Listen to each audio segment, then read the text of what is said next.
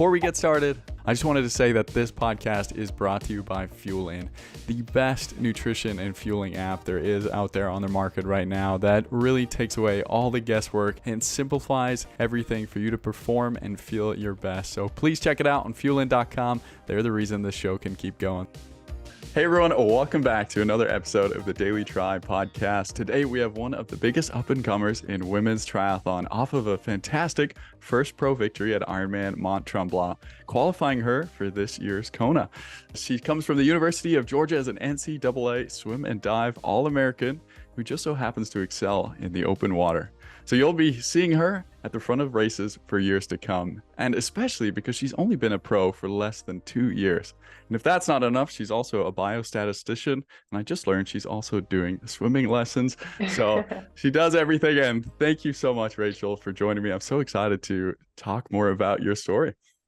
Yeah, thank you so much for having me. Well, tell me a little bit about yourself. Tell me about your background. Where'd you grow up, and eventually how did you get into triathlon? Yeah, so I grew up in the town of Indiana in the state of Pennsylvania. So, Wow. yes, yeah, a little bit confusing there, but I'm a Pennsylvania girl. Western Pennsylvania is about an hour outside of Pittsburgh, small town. And yeah, so I grew up there. I was always in love with the water.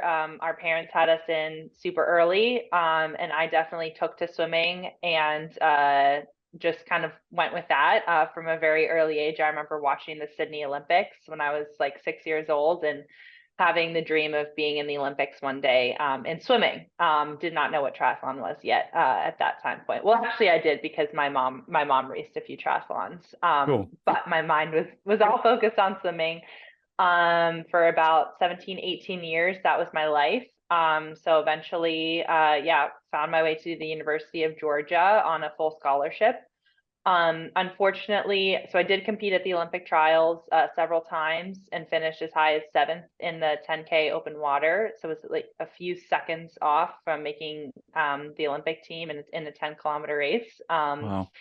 Yeah, and then 0.2 seconds from making the final of the women's 800-meter freestyle.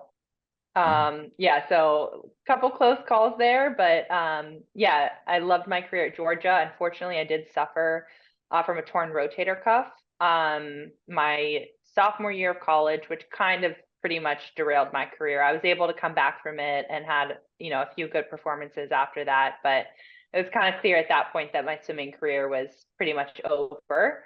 And yeah, then after I finished my eligibility at Georgia, one of my roommates, Emily Cameron, she actually got super into triathlon right after we were done swimming. And she is also from Pennsylvania, from outside of Lancaster. And so she started working with a coach, Andrew Yoder. And she introduced me to him because I signed up for my first triathlon with just the goal of completing it. It was a 70.3. My mom and I signed up together.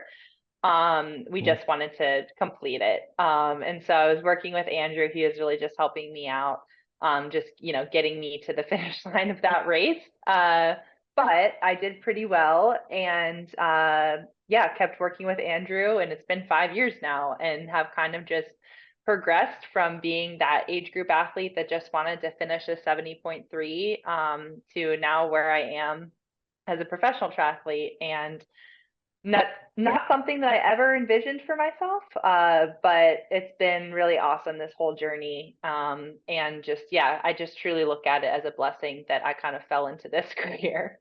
Oh, that's amazing. What a cool story. Just to Yeah. go back to your swimming there, I think I heard maybe on another podcast, you were swimming up to 80 to 100 kilometers a week and you were chasing the Olympic dream. Was that tough when you lost that, when you barely missed out and when that injury happened? Yeah. So it was 80 to 100K yards. Yards. Okay. Kilometers would be insane. No. But yeah, it was a lot of yards. And yeah, it was very tough, especially because I was extremely young. My first Olympic trials, I was only 17 years old. And it was a lot of pressure that I put on myself. I wasn't, I knew as a 17-year-old, my chances of making the team were, fairly slim, but at the same time, I came fourth at US Nationals the year before, so it was a real possibility.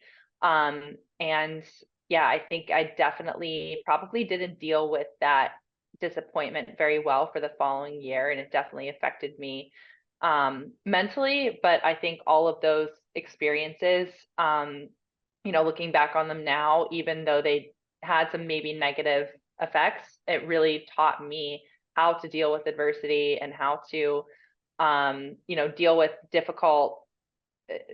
both difficult performances in the moment, how to deal with them, but also just difficult periods of your life that have, and that's really served me well kind of moving forward. Oh, that's good. Well, take us through this Yeah. first 70.3 experience and what it was like now training for a triathlon. I also want to hear how your mom did, because I did my first one with my dad in Cozumel last year. And so I'm Oh, that's curious to hear awesome. how she did too. Yeah, yeah. So we did Ohio 70.3. So it is literally flat as a pancake. Like I Okay. think there was more elevation gain in the run than there was in the bike. But of course we both had road bikes. Like I didn't even know what a triathlon bike really was at that point. And so I was rocking the road bike, and I was first out of the water because, swimmer and all, which was exciting, but then I promptly got passed by like hundreds of people. Like I'm not exaggerating when I say like hundreds of people passed me. I mean, I still biked, very well. I think I averaged like 20 miles an hour, which is not bad on a road bike. Absolutely. But yeah, so there was that. And then I think I ran, I was right at 5 hours. So I almost broke 5 hours on my first one, but granted it was, one of the easier courses. But yeah, I just absolutely loved it. But it's kind of funny looking back now, and my mom, she also had a great race, loved the flat course. And I think she went something like 6:45 or something like that. And she definitely struggled a little bit more on the run. So it's been really cool to see her progress, because she did triathlon when we were younger. And then this is her first 70.3. And then she's kind of gotten back into like the second triathlon career as well, as I have. And Oh, yeah, so it's been really cool to see her progress and just build off of that performance. But yeah, so it was a great day, and we both enjoyed it so much that I think, we went home and looked at what else was out there and probably signed up for another one shortly after. So that's so cool. She must be yeah. loving watching where you're at right now. Yeah, it's really fun. We often go to races together, whether we're both racing or she's supporting me. Or this past year, I spectated a lot of her races, and just something fun that we share together. I love that. That's amazing.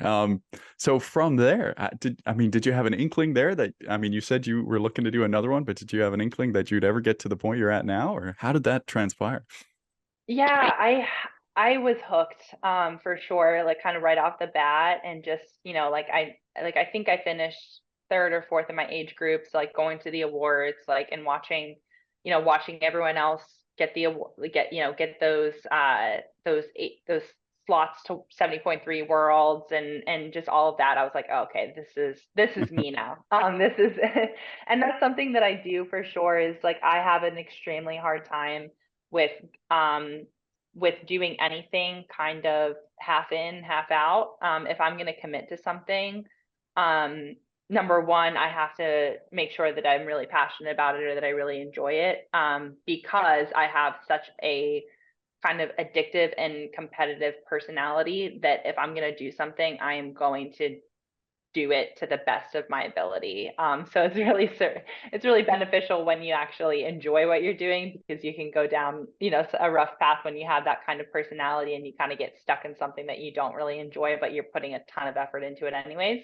Yeah. But luckily for me, I love triathlon, and yeah, I think from that point on, I was starting grad school, so I did have like a little bit of just apprehension with, not feeling like I could commit fully. And so I really was just kind of focused my summers mainly on competing. Okay. But then as I just got more into it, it just snowballed from there.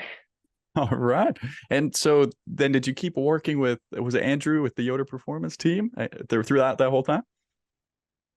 Yeah, Yeah. yeah. So I've been coached by Andrew for 5 years, and yeah, he's been really leading me every step of the way. So I feel very fortunate, and we have just a very strong relationship. And I just trust him wholeheartedly, and it's been cool that he's been able to be there through every kind of stage of this progression. Very cool. So did he notice in you that, you could be, at the highest level of the sport, or, when did you start to believe, all right, I could be a pro? Yeah, I think he probably saw something in me that I didn't necessarily see in myself, for sure. And that's something about Andrew is he's very, very good at that. He's very good at, um, building people, to maximize their potential.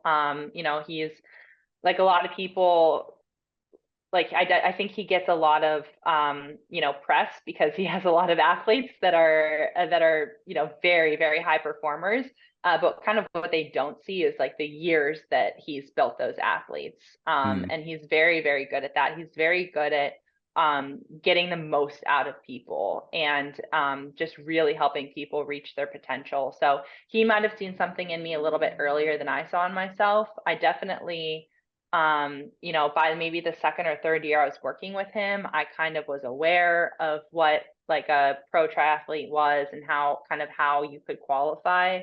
I think it was like my first Ironman. I remember watching like Lindsey Corbin win and then give that speech. And I was like, oh man, I want to do that one day. And I thought that I could potentially do that, but I wasn't expecting, that moment to come for a really long time. Like I thought maybe, 5, 10 years down the line, I would eventually be there. And yeah, so just to have his encouragement, even in 2021, I wasn't sure if I was ready to take my pro card after I'd earned it. mm. Um, but really his encouragement is kind of what pushed me to make that decision. And yeah, so it's been awesome. So was it tough for you then developing the bike and the run after coming from swimming to get to the level that it needed to be? Yeah, for sure. I mean, on the bike, I definitely had kind of some, I don't know exactly what it is, like whether it's from swimming or whether it's just like a natural ability, but I definitely have some kind of natural capability to push power on the bike.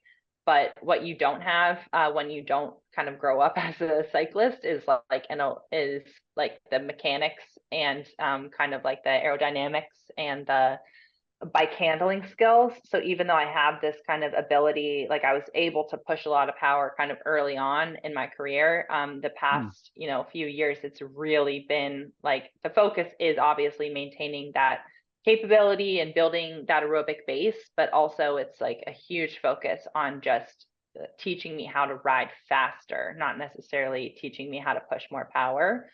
So I think that's been a real challenge just because I rode a bike as a kid and then didn't touch a bike for probably like 15 years. yeah. Yeah. And then the run, yeah, that's been really challenging too. I liked to run a lot when I was in high school. And then in college, I actually broke my arm while running, which is something you don't hear very often. And my No. swim coach, yeah, my swim coach was like, okay, that's it. No more running for you. And so I didn't run for a few years. And so again, hard to kind of build that, both the base and as well as like kind of the mechanics of running when you haven't done it for a few years. Absolutely. Well, you got to elaborate that on that a little bit for all the listeners and myself. How did you break your arm while running? Yeah, so I have a very bad history with uh sidewalks, to be honest with you. I'm such a klutz, I could trip over thin air. And in this case, I just tripped over, it was actually, so it was about, I had rotator cuff repair surgery, and it was about 4 months post-op. I was getting ready to get back in the water and take my first strokes, and I was cross training a lot. So Mm, I was, riding the stationary bike, doing the elliptical, and then I started running. And I was on a run with my mom, and we were literally finishing, like we were around the corner from our house, and I tripped over a piece of sidewalk and fell and just broke my arm from the impact. And that's not the first time I've tripped over the sidewalk, but that was definitely the worst injury. So Oh no. Oh my goodness. Well, we'll leave Yeah. it up. We'll leave it there so we don't, dig up any demons from that. Yeah, there's a lot. Yeah. I bet. Okay, so then take us through, how you developed and how beginning as a pro was. Was it like overwhelming and try, or did you have super high expectations, or, how was that going for you? Yeah. So I think just kind of with the pandemic, there was like a huge gap in my progression that wasn't necessarily expressed in racing. Like people Hmm. kind of think that I came out of nowhere in 2021 because I, won a bunch of 70.3s and I won Ironman Lake Placid as an age grouper. Um, but the truth is, like, it was definitely part of that natural progression. Like in 2019 is when I did my first Ironman, and I was kind of really on the cusp of just really breaking into that. At that point, I was, coming second and third in age group races, and so had I been able to perform in 2021, I probably would have, qualified for Kona that year and then, built off of that. So there's a lot that people didn't necessarily see and that I didn't necessarily get to gain in race experience in 2020. And yeah, so then after, but at the same time, I'm so in love with the process that it didn't bother me to not have races. Like I was totally fine just like putting my head down and just grinding for a whole year. Like I loved it. And so I did that. And then 2021, I had a few good performances and that's when Andrew kind of floated the idea of taking my pro card. And the plan was to race in Kona and then take the pro card after. But they postponed Kona and then ultimately canceled it in 2021. Yeah. So we were kind of faced with the decision, do I take the pro card now or do I wait a whole other year? And just with all of the uncertainty surrounding the pandemic and just everything else, we were like, all right, let's just go for it. So I Yeah. turned pro and then after 70.3 Worlds and did my first race in Ironman Florida. And I was so nervous. I was just like a ball of nerves. I just felt like I had so much to prove. Hmm. And then I kind of just realized, like, actually, not really. Like, in the whole big scheme of things, like, no one really cares. And like, I think I was like hyping myself up way too much in my head. Um, so that definitely just gave me a little bit of solace heading into the race. And yeah, so it was and in all honesty, nothing has really changed. I've changed a lot over the past 5 years, just gradually as I progressed through the sport, but it was all kind of part of that natural progression. And, my training remained very similar. The only thing that's different is just the actual competition, and it's just a little bit, the dynamics is very different. So that was definitely something that I'm still getting used to for sure. All right.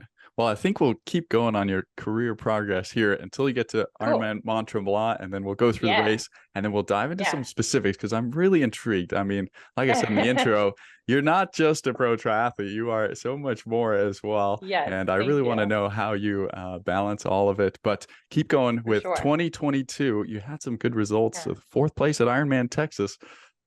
It's pretty amazing.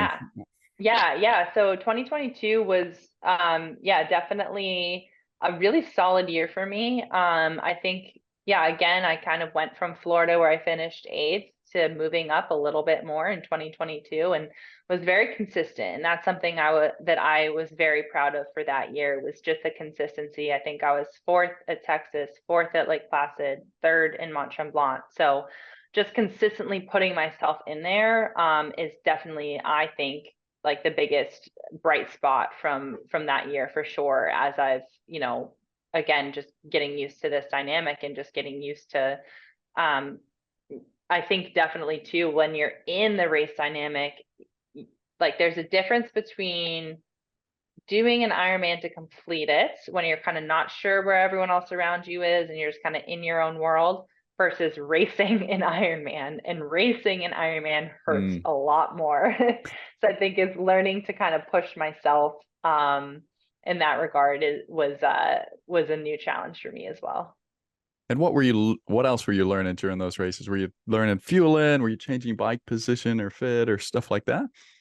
Yeah. So, kind of gradually have been just working on my bike fit over the years, and definitely just as I've acquired different equipment, I don't have a bike sponsor or anything like that. So it's, most of my career is self-funded. So it's not like I can, pull out all the stops right away. So just, making changes when I can financially, is, the biggest thing for me, kind of in that bike arena, and then also just getting more comfortable even riding, just riding an arrow, and yeah, just getting more comfortable with that, and getting more comfortable with, trying to ride in that 12-meter zone, which is not something I ever had to really consider as an age grouper. Of course, you're not drafting as an age grouper either, but you're just not worried about who you're around, whereas in a pro field you definitely are. Yeah, and then definitely nutrition as well has been a huge huge learning curve, I think, for me, and I definitely was not paying enough attention to that.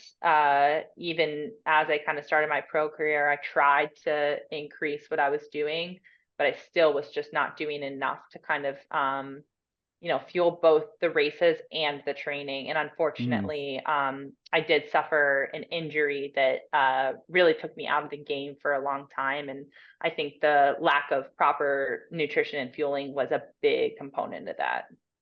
Super interesting. And that came after your third place at Mont Tremblant, is that correct? Yep, yeah, exactly. So I raced in Mont Tremblant and I came third, which was my first pro podium, which was super exciting. And I qualified for Kona, which was also really cool because, when I took the pro card, I gave up my Kona slot that I earned as an age grouper. Oh And I yeah. thought that, again, I thought it would be, maybe 5 years before I would be back in Kona. But then to qualify as a pro and have the chance to go back the very next year was awesome for me. Mm. But then as I was going from that race to another Ironman build, just that lack of energy availability, just really caught up to me, and ultimately started a little rough patch of some bone stress injuries. So yeah. But I think you've started working with Scott Tyndall and Fuelin. Yeah. All right. So then take us through that injury and how, you've Hmm. progressed with your fueling and how you've recovered. And then I think Yeah. that leads us into this Mont Tremblant that just Yeah. happened. Cool. For sure.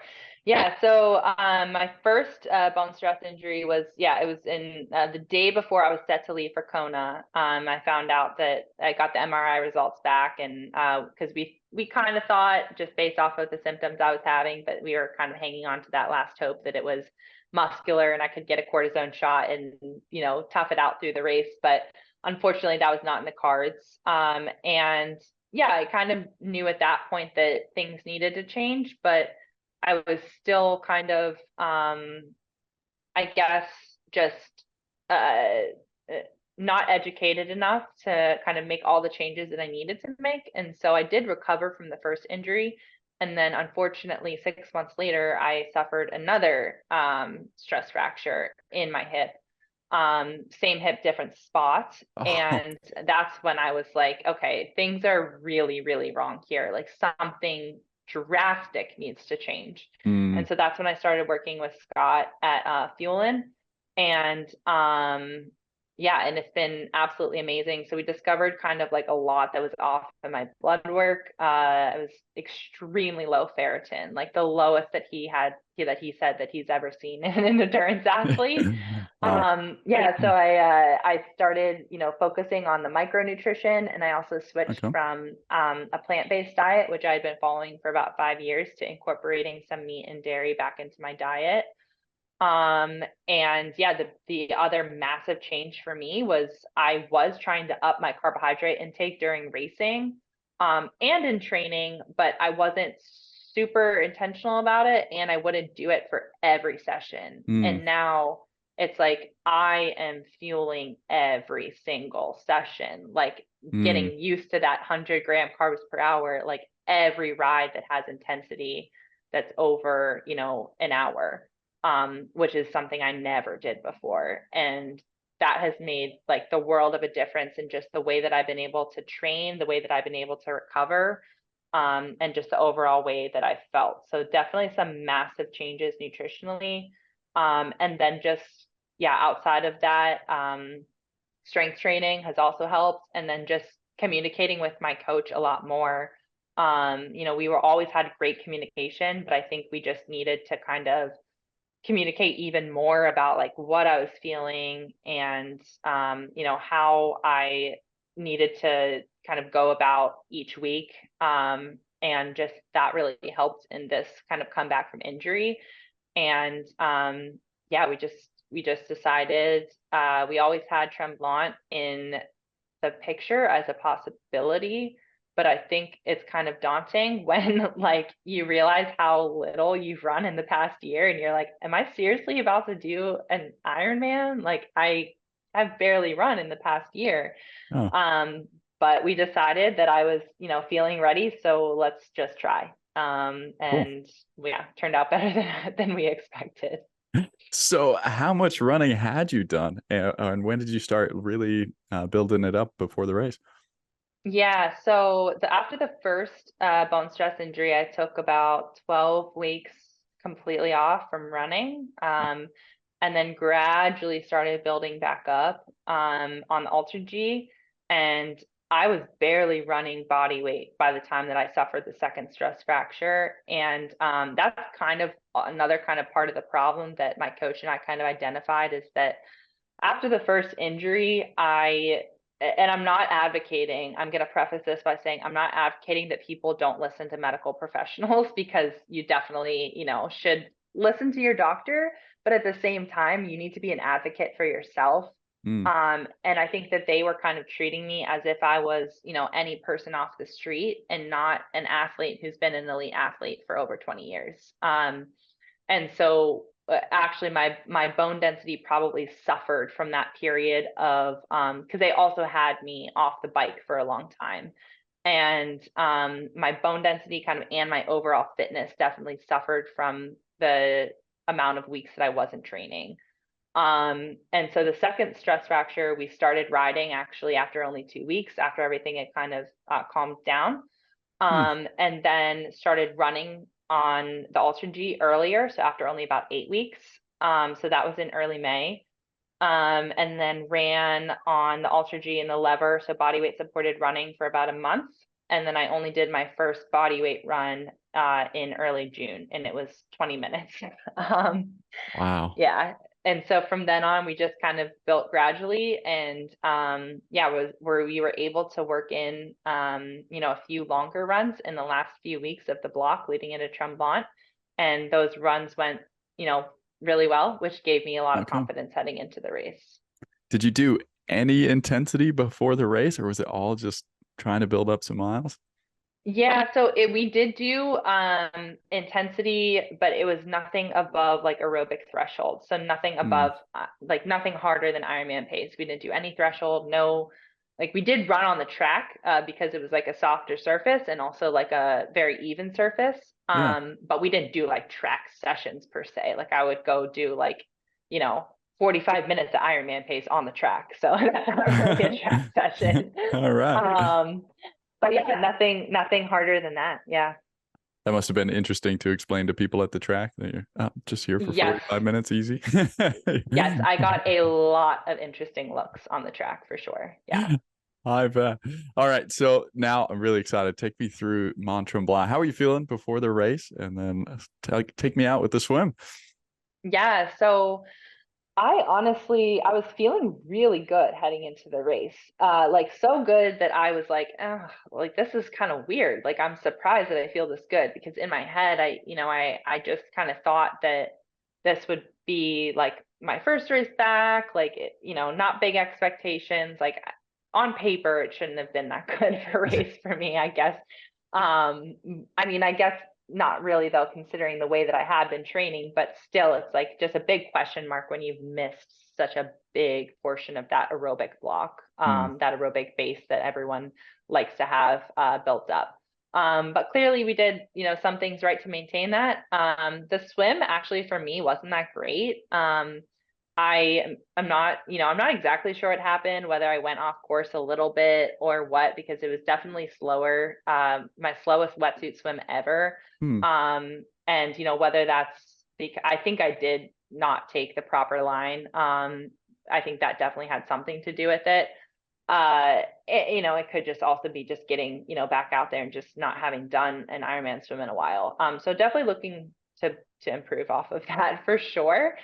Yeah, so then I came out of the water and only had, less than a 2-minute gap, which when I heard that I was a little shocked and not super happy. Yeah. um but yeah, and then moved on to the bike from there, and I was alone for the first, 17 miles, and then Sarah Crowley and Meredith Kessler caught up to me, and Sarah Crowley went off the front, and then I stayed with Meredith for pretty much the entire ride, and we ended up, trading some turns at the front, and then catching up to Sarah again, and then so it was a really solid bike for me, and that was the first time that I'd been able to kind of stay with someone when they made a move by me, which was a huge improvement for me, and then started the run in second.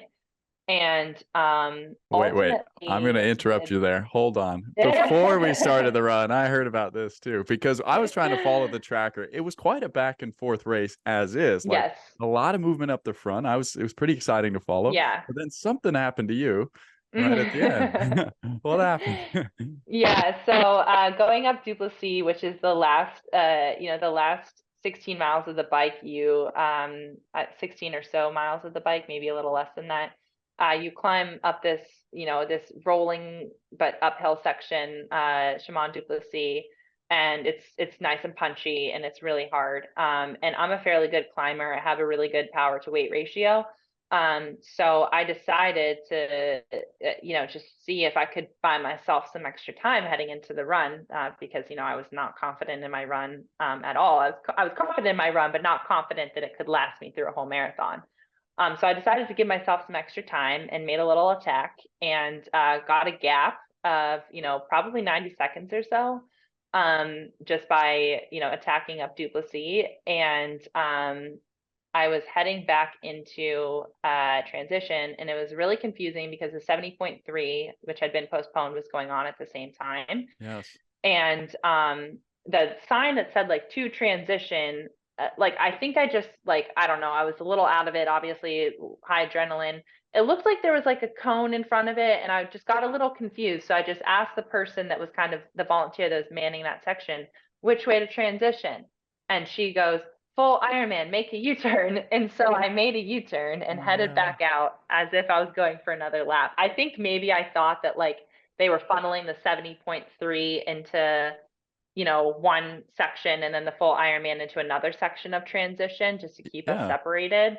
And there's also a little bit of a language barrier because most of the people up there speak French. Of course. So she probably just misunderstood my question or just, whatever. But anyways, I ended up adding on about an extra mile and went from having a 90-second gap that I worked very hard for to heading out on the run with a 90-second deficit. So luckily I realized my mistake, sooner rather than later, but still.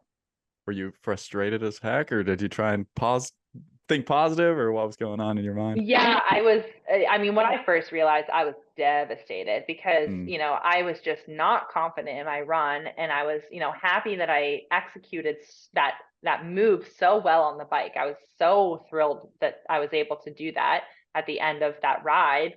And Yeah. then to go from that to having a deficit, I was, first of all, really upset. And then second of all, because I was having such a good ride, I never expected to win. Mm. And I didn't expect to run as fast as I did. So I thought to myself, my first thought was, oh my gosh, if I lose a Kona slot by, 90 seconds or 3 minutes or less, because it was about a 3-minute mistake, then I am going to be furious. And that was my first thought, was just pure disappointment. Mm. Um, but then I just realized, like, okay, there's absolutely nothing I can do to change this, like absolutely nothing. So I have to let this go. And I just, let myself feel it for a few minutes and then said, okay, you're done. You have to let this go. This is your race now. So, Mm. All right. But then getting going on the run, were your legs there?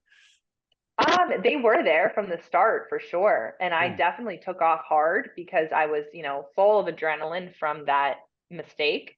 And then also was, trying to to see if I could close the gap on Meredith. But the time splits I was getting from the get-go were like, she was actually putting a little bit of time into me. So then I started running even harder.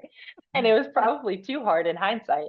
But yeah, they were there for the first half. And then I think my lack of uh, run specific strength really started to show up the Mm, second half. Like my quads have never hurt so bad that early in a race. I don't think I've ever felt like that at all in a race, to be geez. honest with you. Like it was such a weird feeling because it was like, aerobically I'm there, like conditionally I'm there, but it's just like my legs just hurt so bad.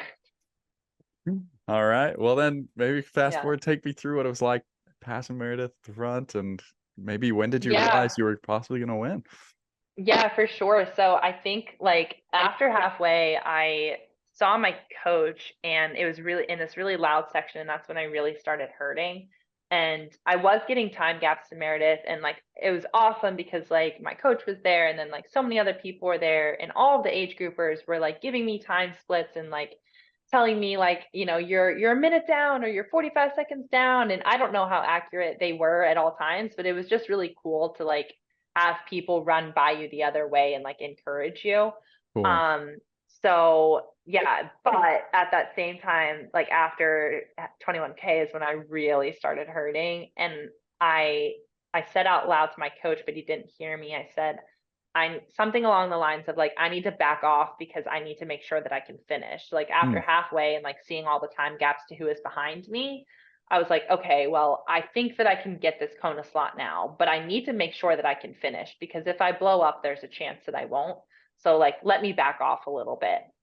And I said this out loud to my coach and he didn't hear, like in less words than that, but he didn't hear me because it was like we were going through a louder section. okay. And then the very next second, I saw Meredith for the first time, and I was like, "Oh, that's out the window." Like my competitiveness kicked in, and I was like, "You know what? We're gonna go for it. And if we blow up, we blow up." And so I saw her, it passed her, made some kind of joking remark of like, this might not be the last time you see me because the whole time I really wasn't sure that I could sustain this. Mm, But I knew like in my head, I kind of was like, okay, if I make it to 30K, which is like about the last turnaround, I know I'm going to finish. And if I make it to 35 or 36K with like, not losing any more time, like with at least a 2 minute gap, then I can win. yeah. And yeah, so after I passed her, I never really took my foot off the gas because I just wasn't sure who all was behind me, like what they Mm, had left. Like you never are sure. And even after like the last turnaround, I saw how big the gap was, but I still just was like scared. So I still just oh tried to no. run and put more time in. And then yeah, I think at like 37K, I was like, okay, I'm there. And then I was like, okay, I think I can win this. But I was really, really, really hurting. And luckily at that time, I saw one of my teammates, Penn Ketchum.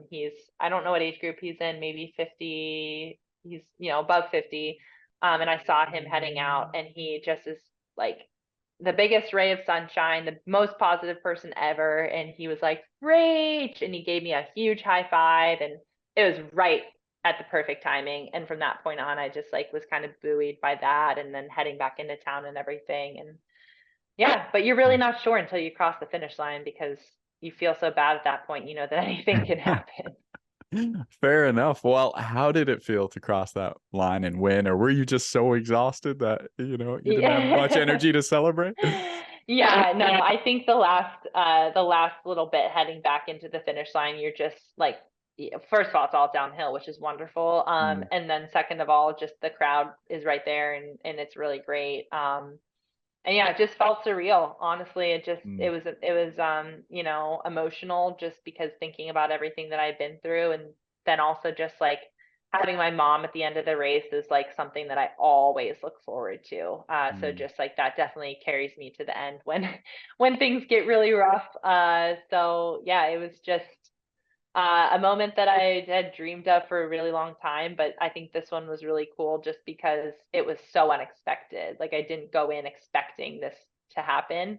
Obviously, a part of you has to believe that it can, and I definitely think a part of me believed that I Mm. could win, even if I didn't, like a subconscious part of me believed, even if I didn't like outwardly believe it myself. Um, and yeah. Amazing. Well, are you the type of person then who's pretty content with that for a while, or are you the type of person who's already like, I got my Kona spot. I'm thinking about Kona.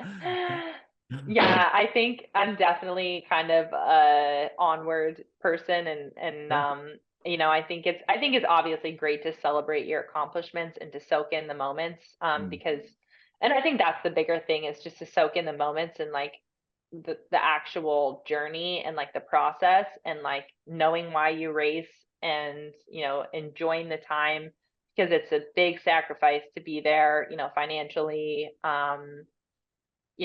everything. So I think it's, I let myself enjoy that. I let myself feel that. But at the same time, I already have eyes looking forward, because I think obviously I'm thrilled with the result, but like I'm already thinking about everything that I could be doing better, which is kind of Sure. the place that you want to be in. So Mm. yeah, yeah. I think that's a champion's mindset, I think.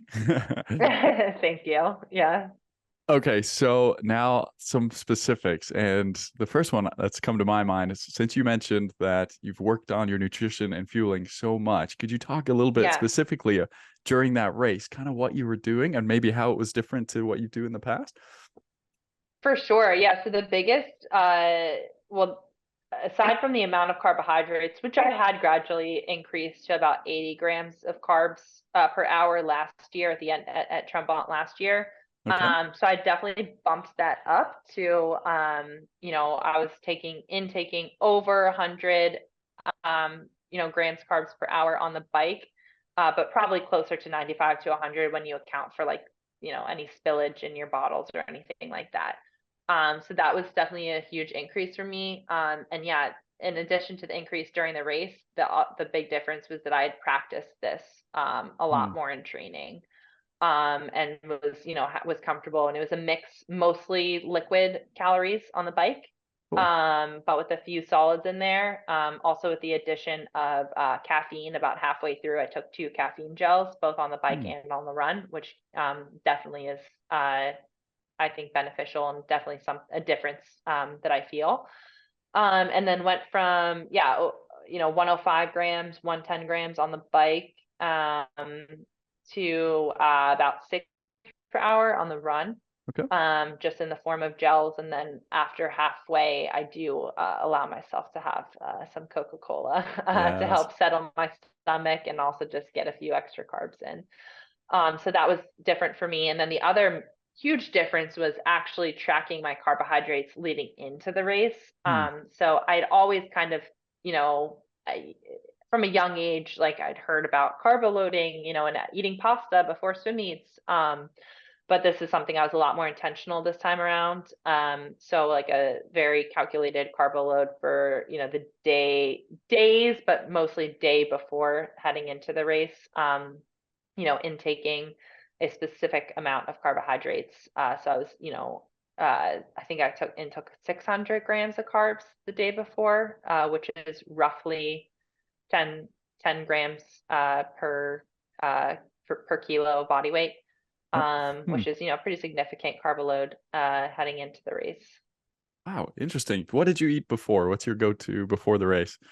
Yeah, so the first, the 24 to 48 hours before, also reducing fiber intake, Okay. which is hard for me because I absolutely love vegetables. So to go a few Ah, days without eating veggies is like very hard for me.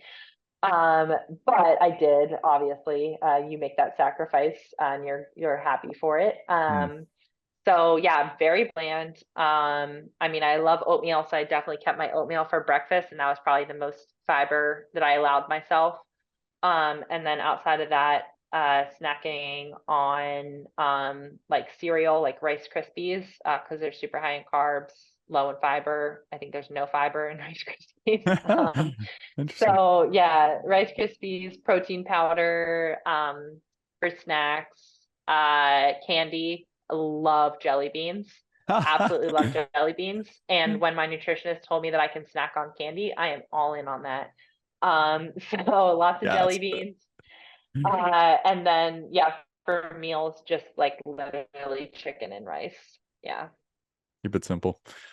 Yep. What kind of nutrition did you choose specifically on the bike and the run for the race? Yes. So on the bike, I like the Morton 320 drink mix, and then I also mix in some precision hydration electrolyte mix to get some extra sodium in, and then Hmm. Morton gels for the caffeine, and then also Cliff Blocks just to have something to chew on. And then the run, pretty much all Morton gels, and then more pH capsules for a little bit more sodium. Love it. Cool. All right. Now, specifically onto the training, Yeah. really interested to hear a little bit on the lead up and then what it's like going to be getting ready for Kona. And if you're going to do Yeah. any like heat prep, stuff like that. Yeah, so this summer was pretty unique for me. So I live in Arizona now, but I decided to spend this summer in Lancaster so that I could be in kind of more in person with my coach, and also to avoid the Arizona summer because it is brutal. Like there's heat prep and then there's Arizona summer, which is just like actually unsafe to Sure. be in. Like there's no races in Arizona in the summer because of how brutal it is. Mm, Um, so I was looking forward to kind of getting away from that as well. My the rest of my family lives in Pennsylvania, so it was nice to have the option to be a few hours from them to go visit.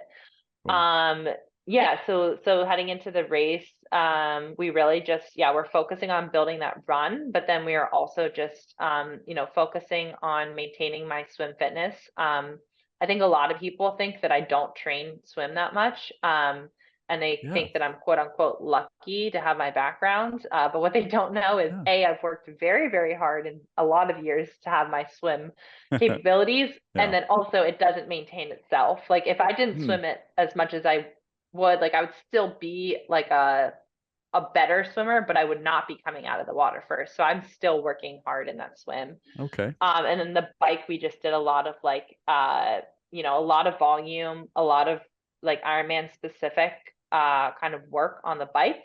Hmm. And then it's also been awesome to be out here just because in Arizona, it's not flat, but it's just like all the climbs are more like gradual climbs. It's like you're either gradually going up or gradually going down. So out here, there's a lot more rollers. So it's just nice to kind of be out here and have the variety in terrain. Hmm. Um, yeah, and so then heading into Kona, I'm still in Pennsylvania now, but I'll head back to Arizona. So that will kind of be I think the timing will work out really nicely for that because Kona isn't a super technical port, like it's not like Tremblant. It is more kind of, gradual climbs and things of the sort, just kind of riding on the highway a lot, which is pretty similar to the road conditions out in Arizona. Hmm. And then I will naturally have some heat Yeah. exposure because it is Absolutely. still very hot in Arizona. Yeah. Dang. So kind of break it down for me. How much are you swimming in order to maintain that speed? And obviously I think you'll be quite focused on the run, I'm sure, going into Kona. And how Yeah, many for hours does sure. that look like and mileage? Yeah. Yeah, so it definitely varies. Okay. But for swimming, I'm generally swimming if I can, I like 5 times a week. Okay. But I would say on average it is more like 4 times a week. And it's, anywhere from 4K to 6 yards, maybe sometimes 7K. So anywhere from like 16,000 to low 20,000 yards per week. Okay. And yeah, if I could do more, I probably would, but that's, I think that's still pretty solid. But what we do is a lot of longer stuff. So that's something Hmm. that I know like a lot of people don't do. But I will do things like a 4,000 straight, Jeez. at Ironman pace in the pool, long, boring stuff. I don't think I did any 4Ks straight this summer, but I did do a lot of like every Friday I would do some long kind of more like a simulation set. So whether it was like 4 1500s or like 3 2000s at aerobic threshold. So yeah, lots of long boring stuff. That's so And interesting. then yeah, and then running, this has been the biggest question mark. I don't even know what I did last year, to be honest with you, or what I usually do. I'm not a high volume runner, that's for sure. Hmm. Even pre-injury, I wasn't. But I'm running anywhere from 3 to 4 times a week, I would say. Okay. One longer run, mostly the longer run with the more Ironman efforts in it. And then shorter, easier runs, a lot of them still body weight supported. And then kind of one in the middle that is, in the past we would have done a threshold session or like a VO2 session, but we're sticking to that Ironman effort for now. Yeah, and then riding, gosh, that varies a lot too, but we do anywhere from probably 4 to 5 sessions a week, I would say, riding. Okay. And yeah, mix of easy volume. And then kind of whatever focus we decide. So we sometimes focus on the VO, like obviously the longer weekend session with Ironman specific stuff. Maybe one more shorter session with Ironman specific watts, and then we'll either do like a strength session or like a VO2 or a threshold session as well. All right. That's super interesting. So now I'm Yeah. dying to know, how do you balance this with working as well? And what are you doing currently? Yeah. So I was working full time as a biostatistician, and it was very intense. So basically, I was doing data analysis and project management for clinical trials, and I worked for a clinical research organization as opposed to like one pharmaceutical company. So basically, that meant I was contracted by pharmaceutical companies to do this. So I was working on 6 or 7 clinical trials at once. And it was Wow. extremely intense. And as I mentioned at the beginning of this conversation, like I have that addictive personality. Mm. So I was progressing very quickly in work, and got promoted and was, really taking leadership roles on these projects. And at the same time trying to balance that life of training as a professional triathlete. So my swim coach in high school used to call it burning the candle at both ends. And that's definitely what I was doing, so much so that it definitely exploded in the middle, I would say. Mm. But yeah, so I was working like, some weeks I would only work 40 hours a week, but it was very intense. And then other weeks I would be working like 60 hours a week, Jeez. just, depending on when I was, what kind of stage these projects were in. It was all very intense. Waking up super early, working past 9 p.m., stuff like that. So I decided to take a little leave from that role. And yeah, so I took a leave from that job for this summer when I moved out here, and picked up just teaching some swim lessons. So I was doing that for a while. And when I head back to Arizona, I actually have a different job lined up. So I will be going back to work part-time. And yeah, we'll also be maintaining my teaching swim lessons. So hopefully I'll find a bit more balance with that, because I think the lifestyle I was leading before was definitely not a sustainable one. That's insane. You must have been Yeah. early mornings to train or late at nights or just whenever you could fit it in. Yeah. So I generally have 2 sessions per day, and then throw in the strength training as well. That also adds a few hours per week. So I was waking up at you know 4 a.m. every single day. And then I would wake up, I would work, and then I would go train, and then I would work, and then I would Mm. maybe train again, and then I would work, and then I would train again, and then I would work. Like I was literally not doing anything else Mm. but eating, and I wasn't eating right. That's for Yeah. sure. Eating, sleeping, training, working, and then sleeping horribly because I was so stressed about everything, even though I Sure. was exhausted. So Yeah, not a great life. Don't recommend. Fair enough. Well, I admire you though for your commitment to it. And I mean, Thank you. it might not have been, the best in the moment, but I mean, think it all helped you get to where you're at now. Yeah, So, yeah. And I think another, important thing to note is like obviously there are some times in your life like luckily for me, like it did work out that I was able to take the leave from work, and that, I was able to have the time and space to find a new job. But I know that's not the case for everyone. So I think, what it boils down to is like sometimes there are times in your life where you like things are going to get really hard, and like work is going to blow up, and like you're going to have like super stressful periods of your life that you just have to get through. And I hmm, think like being a student athlete in college like taught me that very well. Like I learned how to balance like finals week with our fall invitational, like things like that. But those are all temporary. And I think when you need to separate like, when you need to determine if you like need to make a long-term change is when those times aren't temporary. Like when you're like consistently stretching yourself so thin is when you kind of need to reevaluate and make that change, because everyone goes through stressful periods of life, but it can't be your whole life. that's a great point. I think a lot of people can learn from that, myself Yeah. included. Yeah, Uh, yeah, me too. I gotta take my own advice sometimes. All right, I've got just a couple last questions for you before some rapid Sure. fire, and I think we'll Yeah. get you out of here on time. All right. Awesome. What is your goal for Kona? What are you kind of shooting for? I know we'll all be watching for you on the swim. Are you hoping to get out first out of the water potentially? Yeah, I think my goal is to definitely, make the front pack of the swim. Okay. That's a huge goal. And then just to have, I'll just be happy, and I don't know what place this is going to look like, but I'll just be happy if I, perform in a way that is an improvement off of Tremblant, whatever that looks like. All Yeah. right.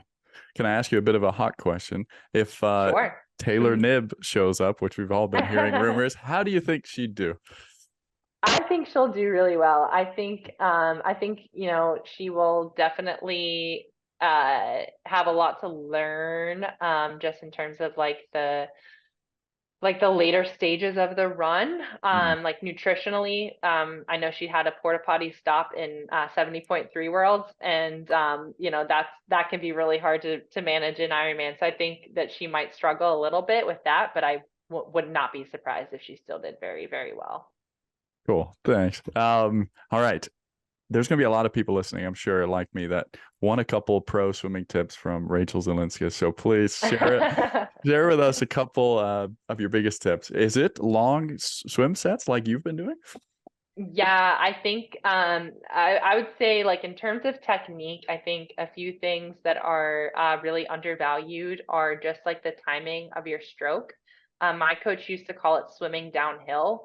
But really like you want to think about everything kind of trending and like pressing forward. So that means that like when you're, like when you're reaching out, when your one arm is out, like your other arm should be like poised to enter the water. So you're doing like an almost catch up stroke. I think a lot of people think that like one arm should be up and one arm should be down, but really like you need to have both arms kind of in that front quadrant, because then it's just going to align your body position to stay on top of the water. And that's it's like especially important in open water, like when you're dealing with all the waves. So I think that's one cue that people that I definitely instruct in the kind of my private lessons that I do with triathletes, and something that I try to implement myself. And then the other things are, yeah, finding a rhythm, I think is also super important. And for me, like that means that I'm literally taking the same number of strokes every single lap. And yes, I count them.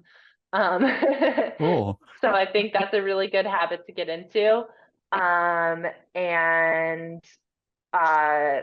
following a breathing pattern can also help with that.